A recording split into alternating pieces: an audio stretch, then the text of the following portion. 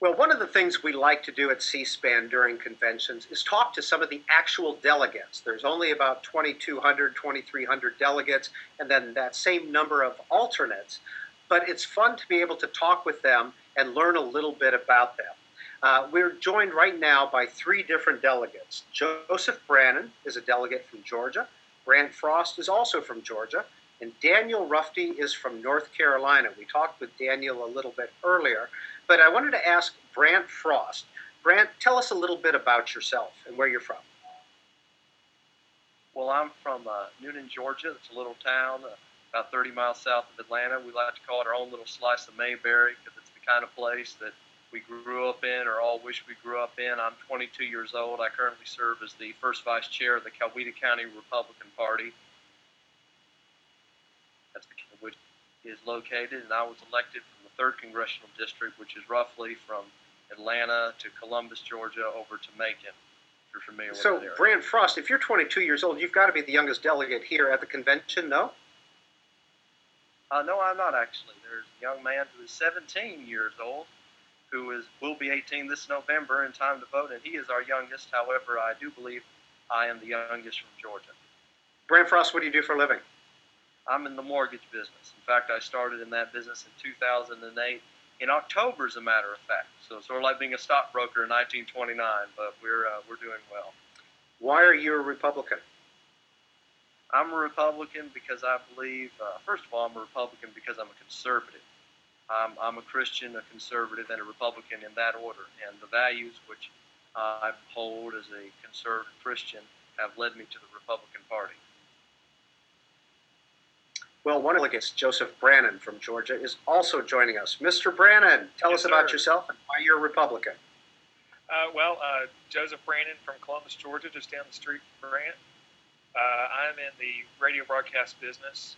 We operate a group of 7 stations in Columbus. I'm a Republican. I've grown up in a Republican family, but grew up listening to Rush on the radio with my granddad. But believe in the values of the party: small, limited government, giving everyone an equal opportunity, but not necessarily an equal outcome. And believe in that, and that seems to be what the party is headed back toward, and what I believe. And we lost just a little bit of that last there, Joseph, from the technology, I think. But we've got 3 youngs and Daniel Rufty is the third. And Daniel Rufty is from North Carolina. We learned in our last chat that he's former military and currently a college student. Daniel Rufty, where are you right now? I am at the Sun Dome in Tampa, Florida. It's the Ron Paul Fest kind of festival event. It's amazing. I mean, there's so many people. There are thousands and thousands of people here, and it is great speakers, great company, and a really good time. So as a Ron Paul fan and a delegate from North Carolina, are those mixed loyalties for you? No, absolutely not. I think Ron Paul stands for the principles, the founding principles of the Republican Party. Limited government, limited taxes, free markets, and non-intervention. And so I think that Ron Paul fits the Republican Party's the original party perfectly. So does Mitt Romney, or will Mitt Romney get the Ron Paul voters in November? Well, that's a really important thing, and I think it's a really touchy thing right now with the convention going on, and I see the party making some big mistakes with that regards. Maine, all their delegates just got de-credentialed by the credentialing committee. They were duly elected by their delegates in their state of Maine and just got de-credentialed.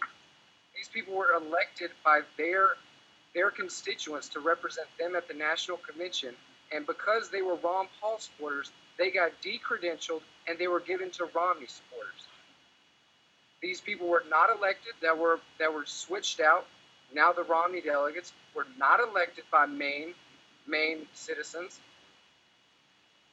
And so it's just really disheartening. I mean, If the party is wanting to bring unity, they need to play nice. They need to play, play by their rules. And these people were elected by their rules. Brant Frost, Brant Frost, what you just heard, what are your thoughts about that? Well, I wasn't aware of the credentials debate going on right now, but my view is that we gain strength through diversity of ideas in our party, and since most Republicans agree with most of what Congressman Paul stands for, I think it would be wrong to disenfranchise people who were duly elected. We wouldn't do that with pro-choice delegates, even though our party is overwhelmingly pro-life, so I don't see why we should do that to Paul delegates. Joseph Brannan, what are your thoughts? Well, I'm not completely aware of all the party. I know in Georgia, the delegates are bound to voting for particular candidates based on what their congressional district does. I'm not sure what the state delegates are required to do. So I'm really not aware of it. I personally agree with a lot of the Ron Paul platform, except for the foreign policy group. So I'm all about what's fair and right and following the rules. So the credentials committee sounds like they had a tough decision to make. So I don't know, because I don't know what the rules are for that. Well, we're joined by a fourth young delegate, and this is Hillary Pate of Tennessee. Hillary, tell us about, you're here in Tampa now, correct? And tell us what you've done today. Well, I started off the day here in beautiful Tampa by taking a tour of harbor, and everyone here has welcomed us with open arms, and I'm a little upset to hear that the Leonard Skinner concert has been canceled. I was looking forward to that, but I am glad to see the C-SPAN bus is out in front. But I'm looking forward to starting session and uniting with all the delegates. I can understand why some of the Ron Paul delegates are having issues right now. However, we need to unite behind the common goal of getting Obama out of office. I think we all can agree on that, and that is the main thing that we're here to do here in Tampa, is to unite together and get Obama out of office. Now, Hillary, do you agree with the decision to cancel Monday's session because of potential Isaac problems? I think we do have to be concerned with everyone's safety, and although we haven't seen much rain here yet, I know there are threats with wind that we do have to be concerned with. So I do agree with whatever decisions they're making, and we'll just get geared up on Tuesday to do what we're all here to do, and that's to get Obama out of office. Brant Frost, what about you? Do you think it was right to cancel Monday? Well, I'm not going to play armchair quarterback and second guess the decisions of people who have the lives and safety of thousands in their hands, thousands of our party's finest. So I think that their decision was made from their point of view in the best interests of the party and particularly the people who will be attending. So, Brant, tell us about when you got down here, what your travels were like, what you've done so far here in Tampa. Well, we had a very short trip, actually, because we were coming out of Hartsfield, Jackson, and Atlanta, only about 53 minutes. Everyone had just gotten served their beverages, then they told us they're beginning their descent, so we were grateful for that, and we came in and we're staying over at the Hyatt. In fact, we're staying a few doors down from Speaker John Boehner, so there's security walking all over this place. Is this your first convention? Yes, it is. It's not the first for my family. My father served as a delegate from Georgia in 1988 to the New Orleans Convention, and in fact, he was delegation chairman, although he subsequently stepped down from that position for Congressman Pat Swindle, who has subsequently left the Congress, but my father was very active, and in fact was district chairman of the district that I'm now representing for several years.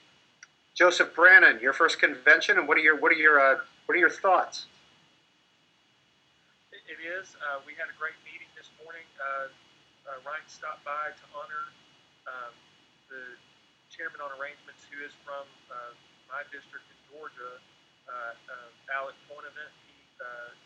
He is per se as our national committee man for Georgia, but was serving as he's the chairman for the Committee of Arrangements, which is the committee that puts the whole convention together.